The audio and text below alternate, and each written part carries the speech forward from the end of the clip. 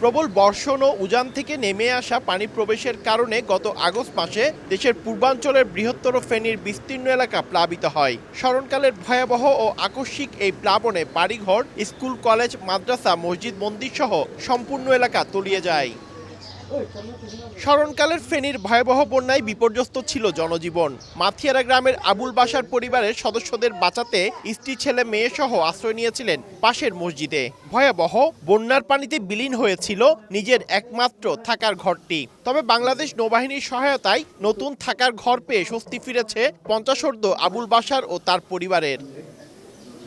বন্যায় বাড়িঘর হারিয়ে আশ্রয়হীন ও অসহায় মানুষদের নিরাপদ আবাসন ব্যবস্থা করে দিতে শনিবার বাংলাদেশ নৌবাহিনী পরিবার কল্যাণ সংঘ ও নৌবাহিনীর সহায়তায় প্রস্তুতকৃত 85টি কাঠ টিনের তৈরি দ্বিতল ঘর হস্তান্তর করা হয়। নতুন ঘর পেয়ে খুশি ক্ষতিগ্রস্তরা। আমি একটা আবেদন করছিলাম, নৌবাহিনীর লোকেরা এসে তাদের উচিলে, তারা আল্লাহর হুকুমে তাদের উচিলে আমাদের একটা ঘর করে দিছে।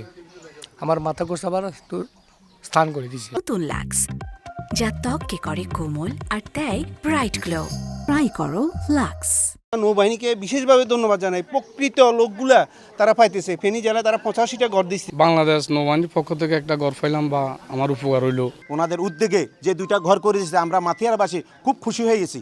চট্টগ্রাম নৌ অঞ্চল প্রধান রিয়ার অ্যাডমিরাল মীর এরশাদ আলী ক্ষতিগ্রস্ত এই পরিবারগুলোর মাঝে গৃহগুলো হস্তান্তর করেন। এই বাড়িগুলো 1.5 তলা বিশিষ্ট।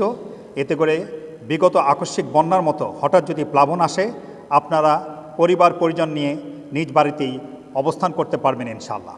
আমাদের এই উদ্যোগ অনুসরণ করে বিভিন্ন সংস্থা, বিভিন্ন প্রতিষ্ঠান ও বিত্তমান ব্যক্তিবর্গ আরও উদ্যোগী হয়ে আপনাদের সাহায্যে এগিয়ে আসবেন। গত আগস্টে ফেনীতে ভয়াবহ বন্যায় সম্পূর্ণভাবে বিলীন হয়েছে 1700 ঘর।